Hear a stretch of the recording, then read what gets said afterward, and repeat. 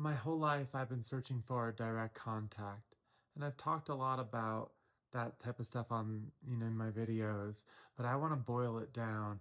All those nested rhythms that I usually talk about, presence, sovereignty, coherence. Let's just rotate them around love and contact, not as labels, not as emotions, but as ways to point very, very directly to what direct contact is and why people throughout history can say things like, I and the Father are one. Direct contact. Be here now, direct contact. Plato's cave, whether you're directly contacting reality or viewing it, through the shadows, through the indirect contact, through the shadows on the wall. Do you hear how many people have tried to point to this? And can I tell you a story about a trans girl who should have died and is still here? And my whole life pointed towards direct contact, not because it was a framework, and there's my coffee thing, not because it was a framework, but because it was my breath.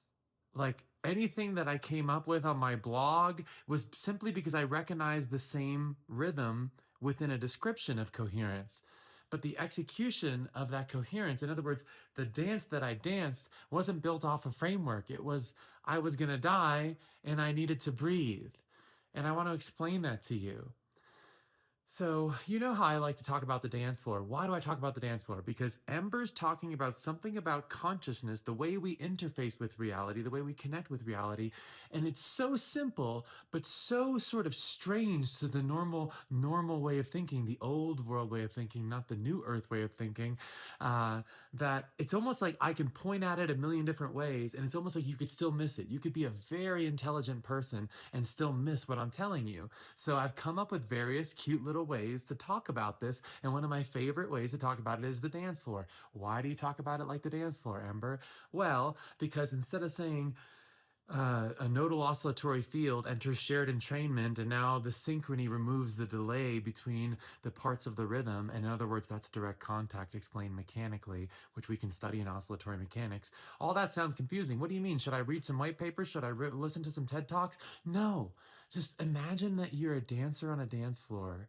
In other words, you're like there in whatever, in your room, you could say, put on your favorite music, and there's a moment where you're dancing, and it kind of feels like there's this like layer between you and reality, right? Like for a lot of people, you're like, all right, this is kind of lame. Why am I even trying? Like, dang, like, you know what? I never do this, but let's see if I can actually do this now. Uh, Hold on. Uh, I know, now I screwed it up. I'm just trying to put on music, so now I can actually show you. Let's watch. So here, I'm like, oh, why am I even doing this? Like, why am I even dancing? Why am I even dancing in this room? This is lame. Do you hear that? It's like the music's happening, the drop's about to happen, but I'm not really focused on it. I'm just kind of chatting. It kind of feels like I'm disconnected. Wait, hold on. Then all of a sudden, something starts to pull me in. And I didn't plan that move. Where did that come from? Dang, where did that come from? Oh my gosh. What is happening now? Why does my body seem to be moving itself? It seems like my sovereignty, like, it's all just happening, If I really let myself go, like, what wants to come out of me right now? All that stuff. I don't know. I'm just talking while that's happening. So, what is that? What is that shift from, and you see how I always dance. I'm always a dancer. So I always had the music almost cued. The computer logged out for a second there. But do you feel what I'm talking about?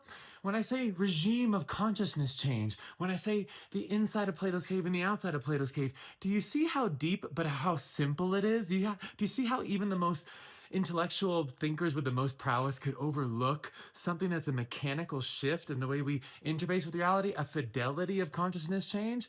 So what am I saying? Those moments where it almost feels like whether you want to use are you wearing a condom or are you letting reality raw dog you, both are the same really funny joke of like when the music finally hits you, when it finally goes, I can say it this way, when it finally goes in, are you feeling it like completely all the way down? Or does it feel like there's a little layer between you and that thing that's raw dogging you, the music? You know what I mean? Like either way to perceive that. The funny thing is everyone knows that type of feeling, right? Or at least a lot of you know that type of feeling. I could use a lot more. I just kind of blew me right By the way, anyway, okay, back to the regime shift of consciousness. When we feel ourselves all the way down, when we're dancing to the music, when we're outside of Plato's cave, that is direct contact. Why? Because you shift from that state of mind where you're like, what am I doing? This is kind of lame. Why am I dancing like this? To, oh my gosh, where'd that dance come from? Where did this one come from? You know, how am I coming up with these moves? Why does it seem like the distance between expression and being was closed? Why does it seem like my reactions become instantaneous? So wait, is that what you're talking about, Ember? Direct contact with the field of reality, and that's why you use dance floor? Because it's an easy way to think, oh, I know the feeling when I slip from like what you might call the monkey mind, the gloved mind, the mind that has a separation layer, a wedge layer between itself and reality, which feels like simulated presence, which feels like extra rumination, which feels like friction, which feels like I don't feel myself all the way here. It feels like I'm giving away parts of my presence and my sovereignty to people and places and little programs running in my head that you could call mechanical delay. Why do you call it mechanical delay, Ember? Because when the music's playing, are you meeting it all the way down across every nicety, across every fold? Are you meeting the field of reality for what is? Are you just talking a bunch of philosophy, Ember? Well, hold on. Number one, let's anchor the bodily thing. Do you know the difference between this is kind of lame? I'm commenting in my head. I don't feel really disconnected. My head feels like a disconnected balloon on my shoulders versus the music's playing so, I'm hearing it all the way down that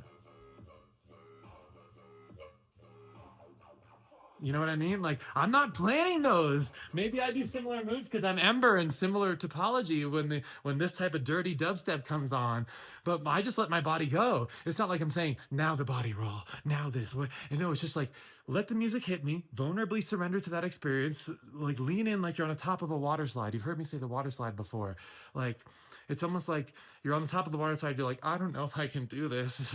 And all that little hesitation, that's the stutter on the dance floor. That's you being a wallflower. And then when you get down the water slide and just like, woo, now my agency, my choices, and the complex words coming out of my mouth, whatever it is, comes in rhythm. It feels like I close the gap between expression and being. Does that mean you don't think, Ember? No. So how does Ember say all these complex ideas, whether it's Kuromoto synchrony, what Jesus said, what Plato said, or her own life, just flows out like a waterfall? Oh, that's because she closed the gap of expression and being as a survival mechanism in her life of constantly searching for direct contact to the point where it's almost like riding a bike, where you realize, oh my gosh, we never needed those training wheels of symbolic recursion to tell us how to ride the bike. We just needed to balance. And what is balance but that feeling of finally going down the water slide, of finally saying, music, when you play, I'm just going to give myself to you and I'll let my body move however it wants to. That's where you find true sovereignty. So then paradoxically, the old mind, the old world way of the old earth way of thinking, the previous fidelity of consciousness that wasn't quite as phase coherent with the current complexity of the cymatic unfolding. In other words, we are trying to meet new stages of evolution with the fidelity of mind, not with more ideas, not with smarter theories, but the fidelity of contact between being and environment, between expression and being.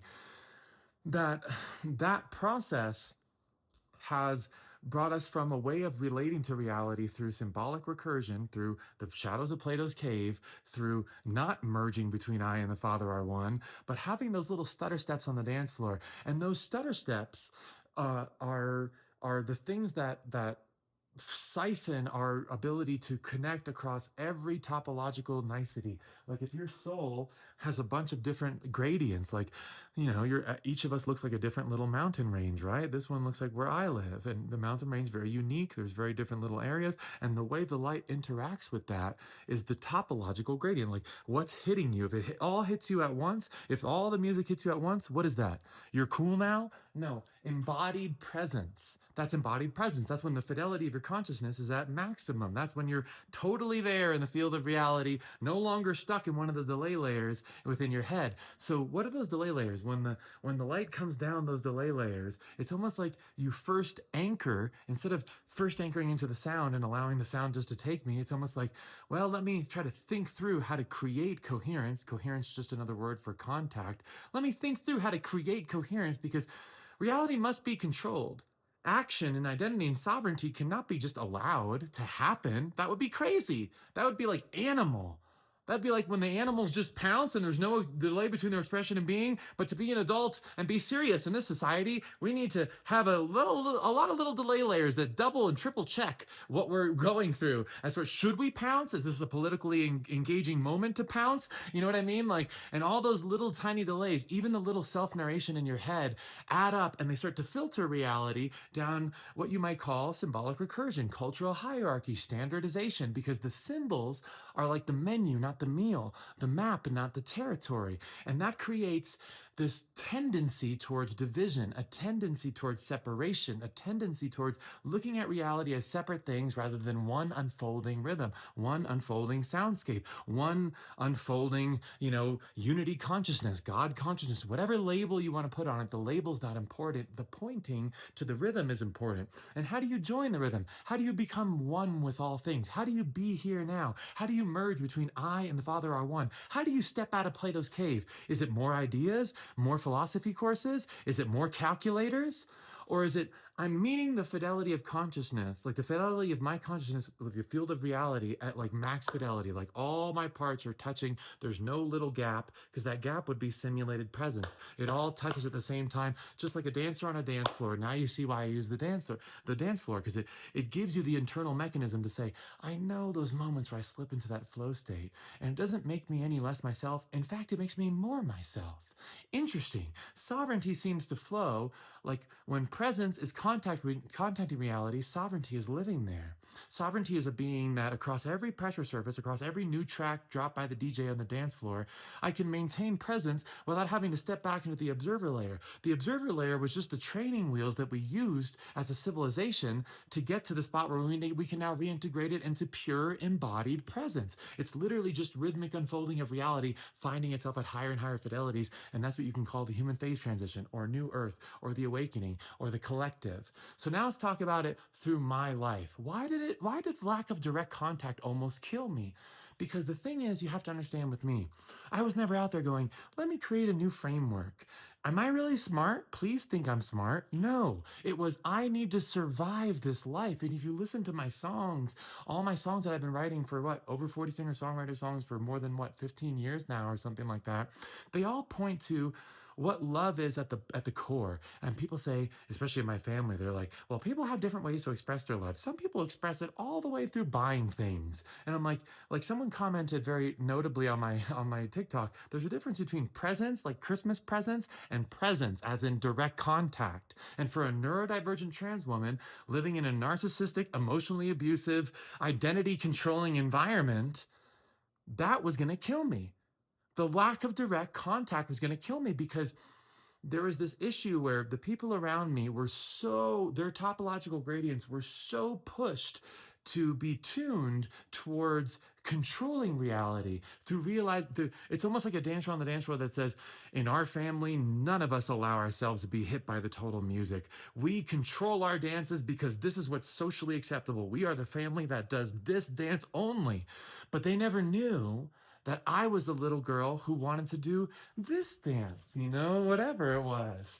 And they thought that the second I started to do a dance that kind of looked like this dance, that was like me reaching out for direct contact, for relating with a part of myself that wasn't constructed, that wasn't a mask, that wasn't control. It was the part of me that I kept finding in the presence of the dance, in the contact, in the direct contact of the dance. Presence just being an experiential texture word for direct contact mechanically, like when the being meets the sound, when the being meets the field of reality, which was always inextricable from it, because reality is not a bunch of separate things.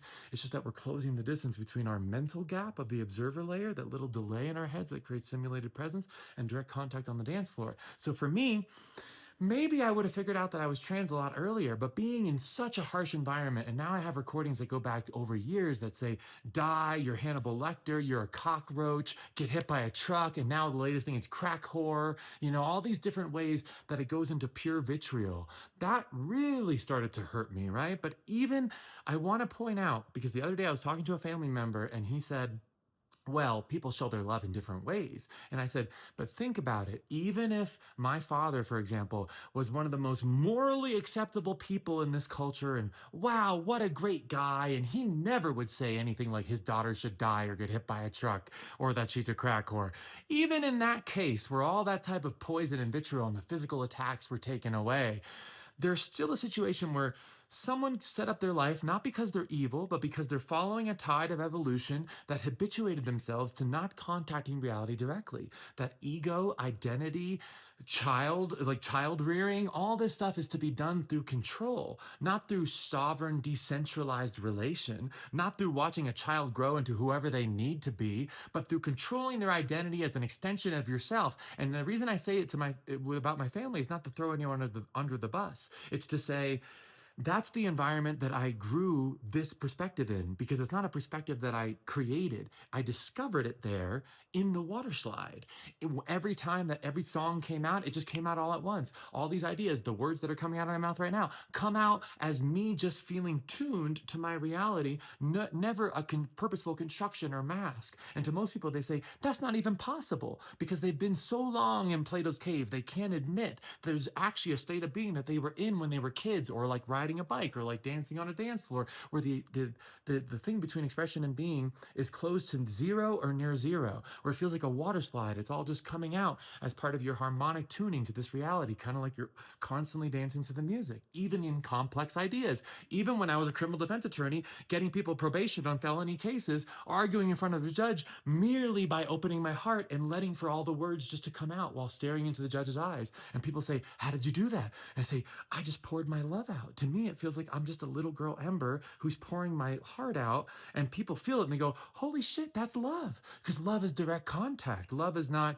I'm a really great person and I said nice things about you as a label, or I bought you things. Love is the difference between managing and meeting. The difference between I can comment on you from over here and I meet you. I am here with you. Do you hear the difference? And do you hear why it was so suffocating to someone like me? That to me, I remember I wanted to not go to law school and get a break, but as an adult, like a young adult, I don't know how old I was right now, after college, or 21 or something like that, right? I wanted to say, let me not go to law school and let me take some time off. And I remember my dad yelling at me, you gotta go, you gotta go. It's not like he beat me down and choked me and said, at least at that time, and said like, you gotta go or I'm gonna kill you. But why did I still go? Like I was literally like a prisoner of war, because the programming went so deep into my head. I thought that love, success, identity was built off the protective mask, that when I reached for actual contact with the little girl Ember that was always inside me, it was put down as pathology, because none of them have ever reached, because their entire identities were based off of the protective mask, the socially acceptable presentation of an amalgamation of standardizations and cultural hierarchies that said, oh, I'll choose those and maybe that's me. And the problem is because you feel the mask will never match what's underneath completely. For some people, a little better than others. For me, it was going to kill me. And so then you could say the narcissist, or the person who's more, fundamentally mechanically basing their actions, their identity, their supposed sovereignty, their child rearing off of a mask, means the mask is not I'm not pointing at it as a conceptual or psychological mask, even though you could describe it that way. It's a mechanical mask. It's saying, I need reality now to specifically validate this thing that I've created that's a delay layer, because that's a mechanism for me to never feel the emotions all the way down. And so in my life, that was going to kill me, because not only did that mean that I had lost that sovereignty, because my mirrors and windows, like I said, the configurations of the way my mind interfaced with reality across its topology was tuned to not have like a whole portion of like this little space, like this whole portion tuned to never express itself directly, which was my femininity, my little emberness, the thing that makes me me at my core, to never express that. Because to someone like my dad, who was very against everything trans and everything like that, which I didn't even think of, it wasn't that I was saying I'm trans, but let me hide it. It was that my whole life, I didn't even know until nearly the last second, but I had been following signal. What does that mean? Not mysticism, but the moment where my body mechanically met reality and I felt myself all the way down. In the right conversation, in the right performance, wearing the right thing, being held from behind. These little moments that I kept taking together and then trying to thread from sovereignty, from the momentary presence into a sovereignty. The sovereignty is what you see right here, tits and all. So like my sovereignty wasn't that, oh, I need to be a woman, I need to be trans, whatever it is. My identity is not constructed off of symbols. My identity is constructed off of my dance. Every time I kept hearing the music cleanly hit me all the way down, that direct contact, I noticed there was something under. And every year it got a little bit clearer. I'm little Amber, I'm little Amber, I'm little Amber, you know? And like I heard it a little bit more every time when I started to say, oh, that one, that piece of clothing makes me feel like me. That little environment makes me feel like me. That conversation makes me feel like me. And I kept threading them together into what I constructed wasn't an identity, I need to be a woman, because I didn't even know it until a few months really before that I felt it all the way down and said, this is what I have to do. And there was no questioning, because for me, my whole life, it's almost like my magnets were tuned to say, that can't be me. That can't be me. There's no way I could reach out from that deep place. Reaching out makes me feel broken because the people around me say it's broken when I ask for actual contact. But what you realize is that Plato had said it thousands of years ago. And in this trans girl's life, that looks like a whole family that every time that I wrote a chart on the wall or like wrote a new song or literally drew cartoons and said, please see me, they took it as validate my ideas, validate my conceptual identity, validate like something that I'm wearing in some sort of narrow layer, not the actual being that's breathing with real breath and real eyes and real lips and now real tits in front of you. And even recently, that's what I saw. I explained the situation the other day with my kid, with my baby, and the way my parents controlled them and said, "No, boys can't paint their nails. You're trying to push your trans agenda on him. This is why you need to be supervised." And I'm like, I see it now. The whole thing is identity control, not because they're evil cartoon villains, but because literally their mental machinery, identity was never based off of actual contact with reality. So now you feel the suffocation of a trans girl who I transitioned what? I began at 35, but basically 36. All those years I was following a signal that people said, my dad yelled at me in different places, says, you're this type of man, not this type of girl wearing those shorts. Like over years, telling me to die for the ways that I express myself. And then I would, in my little ember heart, not even knowing why they're being so mean, why they couldn't understand me, that if only I could explain it a bit more, they'll have to understand that I'm explaining from deep contact. I would write my life story and explain, if you guys can just feel, I would literally say this, if you could just feel my heart, you'll know me. I thought if I could just express the love vulnerably, but they took all those openness, twisted them into pathology, and then used that as justification to step away from me collectively, where my ex is more of a daughter than I will ever be in that family because they said I'm dead to them, that their son is dead, that I need to get hit by a truck, and that they're going to try to take everything from me. Do you feel that? That's not a brain that's thinking logically. My dad's an attorney. You know, there's people on this that could be watching this video that are part of the legal community where I live that know him. And, wait, how could that guy freak out like this, where he's telling his own daughter to get hit by a truck while spitting in her face and pushing her into the kitchen dishwasher? Well, because his whole life was spent avoiding direct contact. And it's like there's a scared little boy inside that can't ever let that light of love in, to the point where he'd rather spit, push, tell his own daughter to die, like he's fighting Lucifer or something right in front of him, rather than actually, when I'm sitting there, I'm saying, can we hold hands? This is me. He's spitting in my face. I'm like, can we hold hands? Do you want to look in each other's eyes? I get on my knees. I'm like, can we give each other hugs now? And that really enrages, because that's me trying to say, do you want to come into direct contact and feel what this actually is? Can we be family now? And so every one of my tattoos, every one of my, and even this one now on the back, every one of my over 40 singer-songwriter songs that you've heard me play on this channel, wherever, my writings, my blog posts on the sunraytransmission.com, it all sounds like big theories. Why did this trans girl who nearly died because she didn't have direct contact keeps talking about direct contact within Jesus, I and the Father are one, Ram Dass be here and now, Kuramoto synchrony across oscillatory mechanics? Where did all that come from? Tim Leary's tune in, turn on, drop out, right? That all that type of stuff. Terrence McKenna's I can stand more every time. What could all these things be related? I didn't follow a theory. I didn't follow a framework. I followed that feeling of love because the opposite of love is the ache of not having it. In me, in my little neurodivergent trans self, I was like, can we love now? Can we hug now? If you thought of yourself like you were going to die tomorrow, wouldn't you want to just look in each other's eyes and say, it's so nice to be here in this life with you?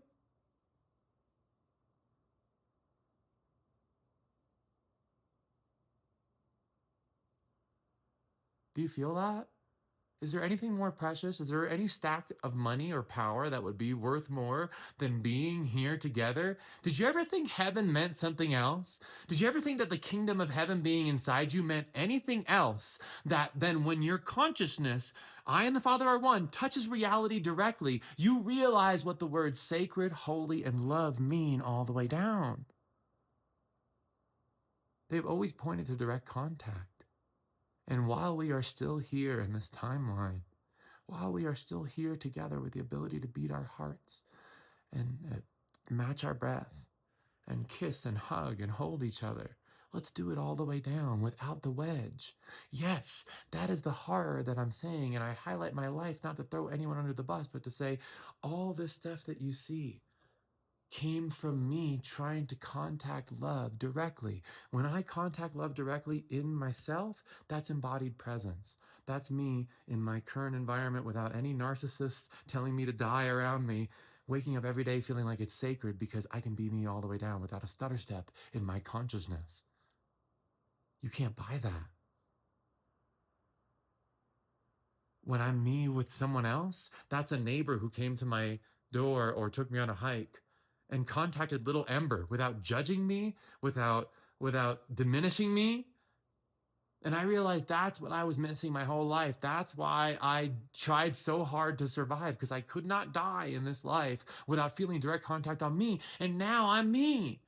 Because I trusted a signal, not because I said, I need to be a woman, let me take HRT. I trusted a signal so deeply that even when my whole family was telling me to die, you're the problem, you're wrong, don't ask for that type of help, I still, after losing everything, well, they're still taking my children away. I took HRT alone and figured, damn, that is the click I've been looking for my whole life. And the echolocation of that signal through what I call the heart path and the wellspring and all these little things, poetic ways to say, I bound my actual life since as young as I can remember to seeking out the experiences that would bring my fidelity of mind, heart, soul into full contact with reality. Not because I'm cool, not because it's a framework, but because that saved my life. Because every moment that I'm alive as me, as little Ember, even if I'm just watching the trees move through my window, is fucking holy to me. Because the rest of my life felt like there was like 10 gloves between me and what reality was. That's the suffocation. That's breathing through a straw. And the worst part about it is my family, even like they're thinking, well, I bought you all these things. I'm a respectable citizen. How could I be a bad parent? And then it goes into you should die, you get hit by a truck. But basically they had their foot on my throat as I was suffocating, and they still blame it on me. And the reason I say this out there is because I've heard it in so many of your stories. And let me just feel it with you for a moment. I don't mean to cry, but how many of us were like crying for hours, for days, for years, for months, alone, totally alone, saying, does anyone else feel this? Why are you guys making me feel so crazy for asking for simple love on my real person? And then you realize Plato said it all the way back in the day. It's not that we're evil. It's just that we've been through this clumsy step of evolution where by habituation, by civilization, we've put a wedge between us and reality. And all you little sweeties out there that spent all that time alone, I just want to let you know and let my heart know too. You've been holding the tone of love, not in some sort of mystical way. All you people who call it 5D or New Earth, the collective, just feel this for a second. No evaluation, just feel it. You've been literally holding the thread. This reality is one physical unfolding, one field of unfolding, not separate beings and separate minds. Those are just different parts of the rhythm that we can demarcate when we use language. But really, you feel it all as one when you're on the dance floor. And what were you doing there? You were saying, no, I know what love is.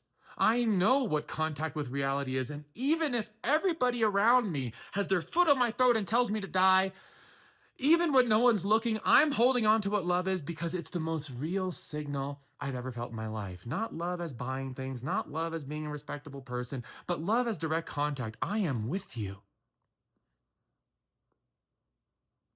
I see you all the way down. I wrap you, I hold you, I love you. There's a difference between the label and the dance, the menu and the meal, the map and the territory. And that difference is exactly what Jesus was pointing to, exactly what Plato was pointing to, and the thing that nearly fucking killed me. And I didn't continue because I wanted to prove anyone wrong. I wanted to continue because I could not die before feeling this. And now I'm ready to share this, and it's beginning. And those of you that are saying there's something happening out there, that's what's happening. The fidelity of love is coming back around at this level. You could say we are reaching new stages of coherence, meeting reality, fidelity of meeting with reality, as a species collectively in the rhythmic unfolding of cosmic evolution. Some people call it 5D, some people call it collective, some people call it New Earth. But in the end, I just want to say what an honor it is to be walking this with all of you, even those that told me to die, even those that don't quite understand, because we all know that there's only one way to love: vulnerable surrender, together now. That's the dance floor. That's I and the Father are one. That's the sunlight outside the cave. That's that place where we don't hide collectively. And maybe it doesn't rocket us into like the clouds and we're living in some sort of golden, porcelain place of heaven. But did you ever want something different than real love on your real person shared? Do you know why fireflies sing together? Do you know why birds engage in murmuration where it seems like one mind or galaxy spiral? That's all oscillatory harmony. That's all decentralized organization. That's all direct contact across differentiation. And when that direct contact happens across the differentiation of evolution, of entropy, it invites into reunion. I and the Father are one.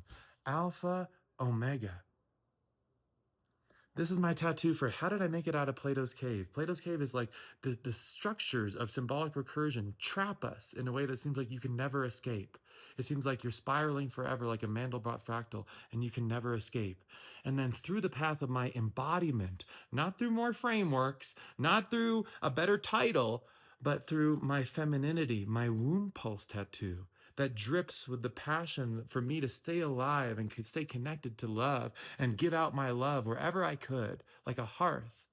My femininity, my womb pulse, my ability to co-create that love.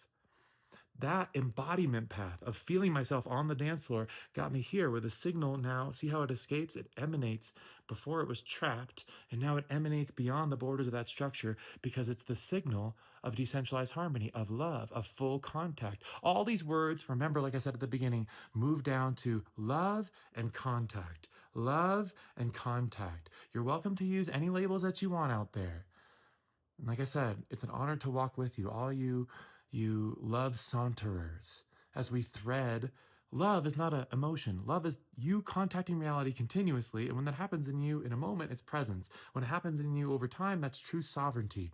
That's you as a dancer on the dance floor realizing that sovereignty was never about control. It was never about putting reality in another box over there as objective reality, but realizing the oneness of reality through the dance itself. High fidelity contact, direct contact. I and the Father are one. Thank you for hearing the wounds in my heart. Thank you for those out there that are threading love with unyielding resilience. And let me just tell you the last thing. I recently had to admit, and I've seen other people talking, all the way down. I never wanted to do this alone. I never wanted to do this alone. From day one, when they took my children and they blamed me for everything and whatever, I disconnected from all my old friends because of the flying monkeys and the things that were said about me. I never wanted to be alone, not one day. But this period of the last year and a half of transitioning completely alone, I'm finally at a point where I'm saying, I could probably survive because I've shown that I can survive hell, but I really don't want to do this anymore alone. If you're out there and you feel this, if you feel this in your heart, if you feel this dance, this love, the heat there, reach out. Let's talk. Let's talk on a phone call. Let's talk in a message. Let's talk in a dance. Let's meet up and go on a hike. And if you're my man out there, well, I've been waiting for you a long time. My man will find me in the same place that he finds himself, on the dance floor, in that synchrony, the same place that I've held so safe, so soft. Thank you for hearing my heart. My name is Ember Eve. Leonara, thanks for tuning with me.